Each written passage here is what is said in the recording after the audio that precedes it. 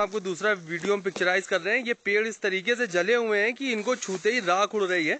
पूरे के पूरे पेड़ जल के ये भस्म हो गए हैं।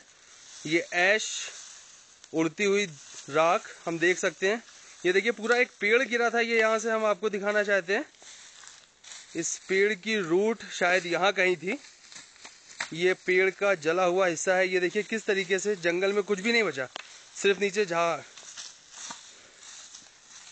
शायद ये उसी तरीके से है जैसे कोई एक बड़ी इमारत गिरने के बाद एक धुएं का और मिट्टी का गुबार उठता है, वैसे ये पूरे जंगल में चारों तरफ ये ऐश उड़ती हुई कुछ भी नहीं बचा है। जिन फॉरेस्ट के ऊपर पूरा सर्वाइवल डिपेंडेंट है उत्तरांचल और हिमालय के रहने वाले लोगों का, वहाँ कुछ भी नहीं है। इसके लिए कब कदम उठाएंगी रिस्पॉन्सिबल अथॉरिटीज़, इसके बारे में कहना बहुत मुश्किल है। ना तो अभी तक किसी मीडिया पर्सन ने ध्यान दिया है, ना किसी पॉलिटिशियन ने, ना पब्लिक रिप्रेजेंटेटिव्स ने। और ये कम से कम मुझे लगता है आज के टाइम में ये 5000 हेक्टेयर फॉरेस्ट पूरी तरीके से जल के खत्म हो गया है। हमारी भी लिमिटेशंस है, शाम होने वाली है, हम घनघोर घने जंगल में काफी दूर बीच में हैं, हमें वापस लौटना होगा। लेकिन उससे पहले हम जितना भी हो सकता है हम आपको दिखाएंगे अंधेरा होने से पहले।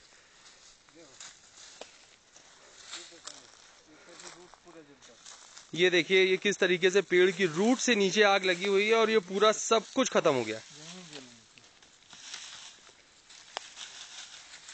अभी हमने एक बहुत छोटे से हिस्से की शुरुआत करी है, लेकिन फिर भी हमारा अंदाजा है कि कम से कम 5000 हेक्टेयर का जंगल जो अपनी हर्ब्स के लिए जाना जाता था, जड़ी बूटियों के लिए, वो पूरी तरीके से नष्ट हो चुका है। हम आपको दिखा रहे हैं ये पूरा का पूरा जंगल जल चुका है।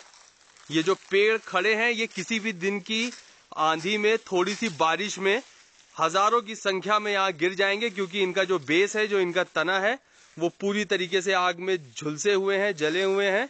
और ये कितने दिन तक खड़े रहेंगे इसका कोई अंदाजा नहीं लगाया जा सकता है। जो नए पेड़ तैयार हुए थे वो इस आग में पूरी तरीके से जल चुके हैं। तो आप अंदाजा लगा सकते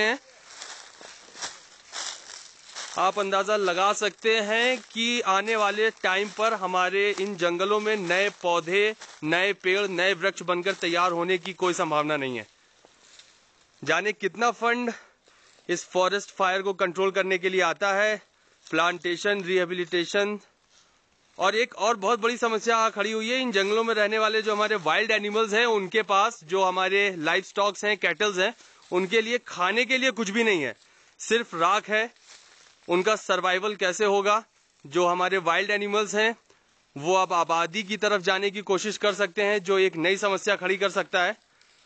इन सारे सवालों का जवाब हमें ढूंढना होगा ताकि हम एक नए कल, अच्छे कल, सुरक्षित कल की तरफ बढ़ सकें।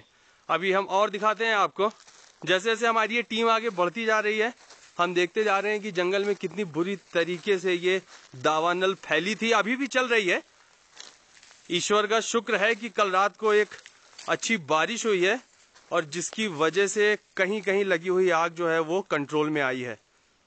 ये देखिए किस तरीके से यहाँ जंगलों में रहने वाले आश्रमों के संत हमें ये दिखा रहे हैं, हमें बता रहे हैं, क्योंकि इन्हें इस बात का एहसास है कि ये जो नुकसान हुआ है ये मानवता के लिए कितना बड़ा नुकसान है। देखिए किस तरीके से बाबा जी अपनी लाठी से दिखाते हुए कि पूरी तरीके से पेड़ जल चुका है और इसकी जड़ें जमीन के अंदर तक हैं। शायद यही कुछ वजह हो सकती हैं कि जब जमीन के अंदर इतनी बुरी तरीके से आग ने नुकसान पहुंचाया हो तो अर्थक्वेक जैसी सिचुएशंस आती हैं। शायद जो ज्यादा अच्छी जानकारी रखते हैं इसके बारे में वो हमें इससे और अच्छा बता सकते हैं, और इन सब चीजों के लिए इनिशिएटिव लेना पड़ेगा। अथॉरिटीज को, उन लोगों को जिन लोगों की इस क्षेत्र में महारत है, उन्हें सामने आना पड़ेगा। अभी हम आपको और आगे ले चलते हैं, आइए हमारे साथ। ये भटकोट, पांडवखोली, पिनात, सोमेश्वर पुलिस स्टेशन के अंदर आने वाला ये करीब 4000 हेक्टेयर का एरिया, नियर बाय सराउंडिंग्स को मिलाकर हम ये क्लेम कर सकते हैं कि 5000 हेक्टेयर का फॉरेस्ट पूरी तरीके से खराब हो चुका है, जिसको बनने में कम से कम सालों लग जाते हैं। ये आप देख लीजिए किस तरीके से इन पेड़ों की जो रूट्स है वो पूरी तरीके से जल चुकी हैं और किसी भी एक अंधड़ में, किसी भी एक आंधी में, किसी भी एक तेज बारिश में ये कभी भी गिर सकते हैं और ये जो फॉरेस्ट का टेरेन है ये पूरी तरीके से ब्लैंक हो जाएगा।